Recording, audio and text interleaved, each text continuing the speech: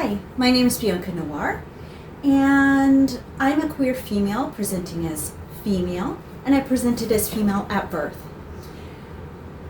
I have done a great bit of studying of the LGBTQ plus community, and I studied anthropology in college. I have a little bit of a science background, a little bit of a medical background, and I'm very interested in the stories and lives of other queer people, and rarely do I get to touch upon them, but when I do, it's so enriching.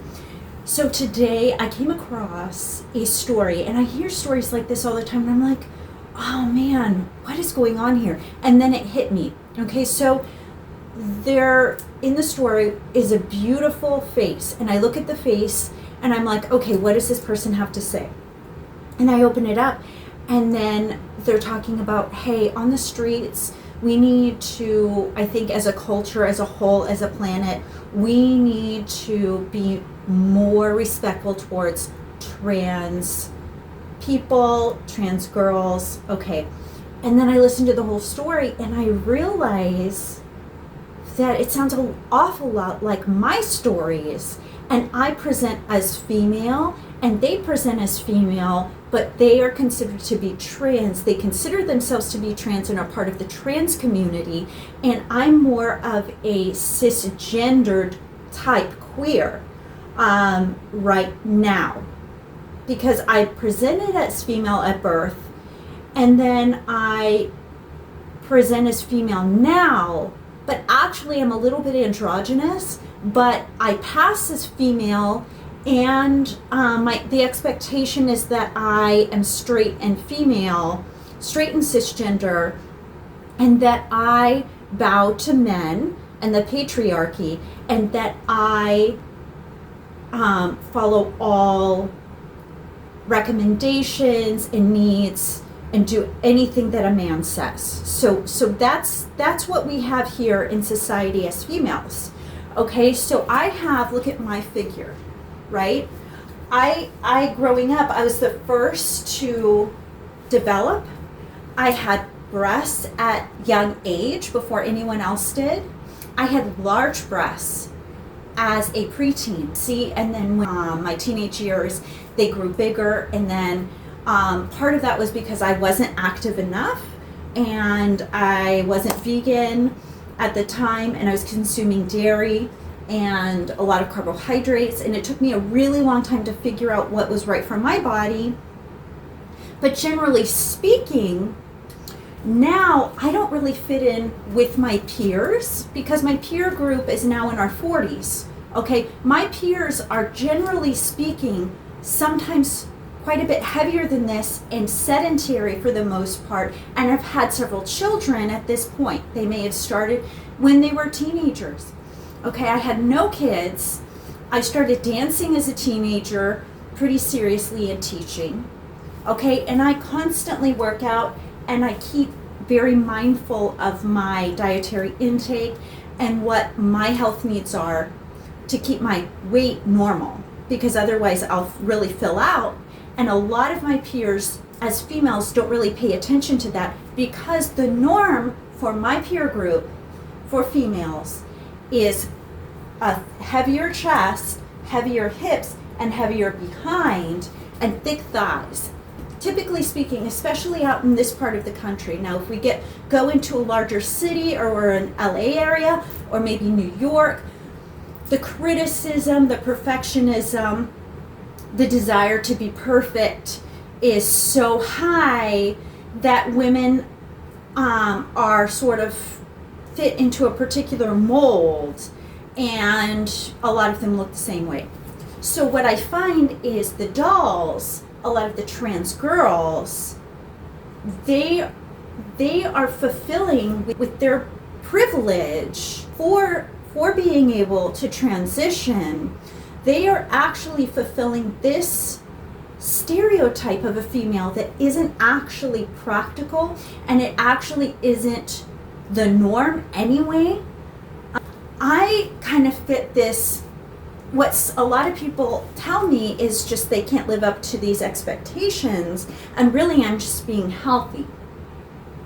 Okay, and I use skincare and things like this. I take care of myself. Well, a lot of the trans girls really want to look their best, and they have particular ideals and goals about what their relationships are going to be like, and they want a particular type of lifestyle. And what I figured out is they go out with those intentions in life, and what they find is that they are not respected. And what I want to tell them, which is what I told this girl in the comments section, is actually women are treated exactly as she is being treated as a doll, as a transgender female. She says that she was called out and they asked her if she was a man. And I just want to say, that's totally inappropriate, right?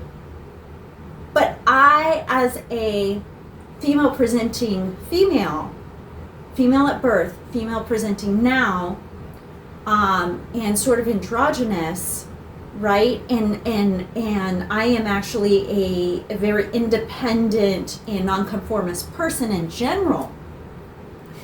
I have been treated exactly the same way. In fact, they've talked about, a lot about if I'm actually male, what my privates look like. Are these real? They've actually spread a lot of rumors that I had breast implants.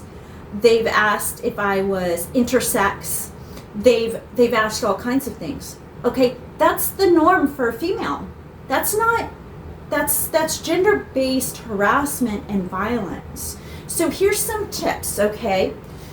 There are different ways that are socially acceptable, and I know in the gay community and the LGBTQ plus community, we don't really care about what's socially acceptable or the norm, but what it is these are time-tested things to remember about being a female. And you will find time and time again, it wears you out and wears you down if you go presenting yourself a certain way as a female, not necessarily as a doll or as a transgender female or as a person presenting as female, just as a female in general, as a part of as the female community, as the race of females. So let me give you some hints.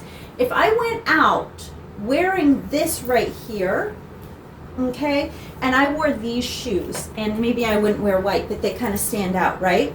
This makes it look like I'm going to maybe a nightclub, not the gym, okay? So I look like I'm going out to the nightclub, not the gym, to most people, both male presenting and female presenting and young people and children. They're going to look at me and ask, what is she so dressed up for? This is just the gym. Okay, if I went to the grocery store, everyone would be looking at me. I would steal the show. Nobody would be able to pay attention. They can't now. Same for a doll.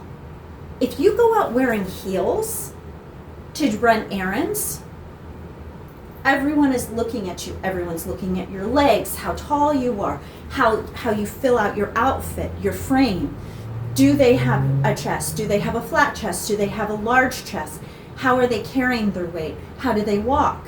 They're looking at that. That's the life of being a female, is constantly being under the microscope. Now, what I recommend when you go out, if you happen to be stuck wearing something like this going out, I would wear some flats, and if you have to wear heels somewhere, okay, these flats fold up and put them in your purse, okay, and then when you go running errands, take your heels off, put them in your bag, and slip these on and walk around in these. Because what it says is, to everybody, is they can walk fast and run in these, but the heels they may not be able to. And so what it is the heels slow you down, and they always did. Heels slow people down. I prefer a pair of tennis shoes when I'm out in public. Okay? People might say, why does she dress so drab and boring? And why is she, if she is female, why does she wear baggy t-shirts and long shorts? Why doesn't she shake her ass Why doesn't she shake her ass out in public? Because time-testedly, women who shake their ass out in public attract the wrong kind of attention. And it's not fair. We're not asking for it, but the general perception is that we are asking for this attention. They will say they're asking for it. Now let me tell you why. The people who harass dolls and say to each other, "Is that a man?" out loud so the doll can hear it, and then they turn around and go, "I'm being victimized as a transgender person because they've identified me as a man who is presenting or trying to present as female, trying to be female." And that's the thing, is as a girl who presented as female at birth, my childhood was so sprinkled with these kinds of incidences. What I tried to tell that person is this is a childhood schoolyard game to get you to take your clothes off. It doesn't matter what you have down there, they want to see it. So what it is, these men are catcalling her, and she's a doll, and she has trauma attached to being transgender girl and feeling inadequate as a girl. So they're actually catcalling her and trying to get her to flip up her skirt or flash them her chest as a cheap thrill. And what I'm saying is, it shouldn't be this way, but it's about how you dress sometimes. So what I would say, in these days, it's so weird because women who present as female have to almost cross-dress to deter this kind of harassment, this gender-based violence and harassment. So let me just tell you, some of you girls, some of you dolls don't realize you are being accepted, I think, as female. Now, I don't know what each individual scenario exactly is and how they feel, but what I want to tell you is, don't set yourself up for this. I'm not saying don't wear heels. I'm not saying dress like a man. I am saying, in a situation like this, the rest of us females have learned at a very young age to go and ignore, okay? And about face and walk or run in the other direction when we get these kinds of comments. This is like catcalling. This is like any other type of harassment. This type of thing is not worth your time, not even worth you hearing it, and so you ignore it. And what it is it builds up sometimes, and then you can't ignore it anymore. But what I'm trying to tell you is, if you're getting this type of attention, don't wear heels alone on the streets doing errands, especially in busy places, or don't walk down alleys. A lot of women know this. Don't walk down dark alleys. If it's not lit, don't walk. Do not go out alone. Ladies, when have ladies ever been able to go outside alone?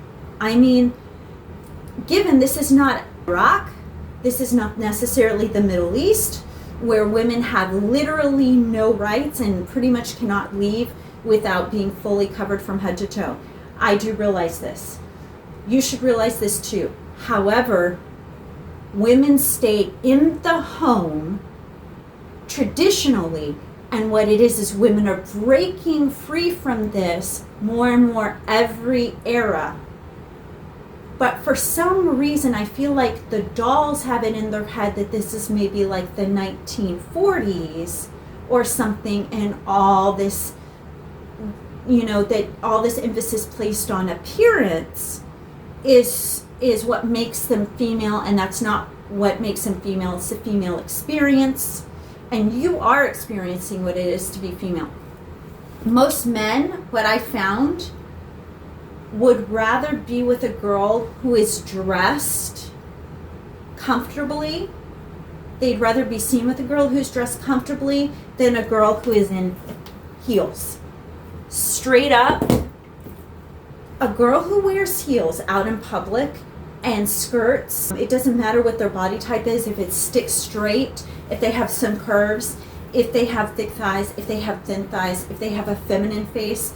Some men prefer women who look thicker and have a more masculine face. And some of this is like 9 times out of 10, when I interact with a man who is trying to achieve something with me and not just getting to know me for who I am, they're approaching me kind of like this on the street corner.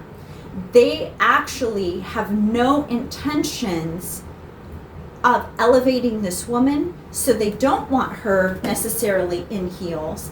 They want her to look like she belongs to them, and they want her to look like basically nobody else is going to look at her. They might want her to eat and get thick. They might want to bog her down with children. They might want to, and I'm sorry to say, but this is the state of things right now, what I've seen with my own eyes, being female this entire time. They don't want to wait for a woman who's wearing heels to catch up to them. They will have her stand way far behind them and they walk ahead like they're alone. But a girl who wears tennis shoes and doesn't really care about her appearance and is eating and cooking and staying around the house is more what, generally speaking, most of these men have traditionally been raised to look for.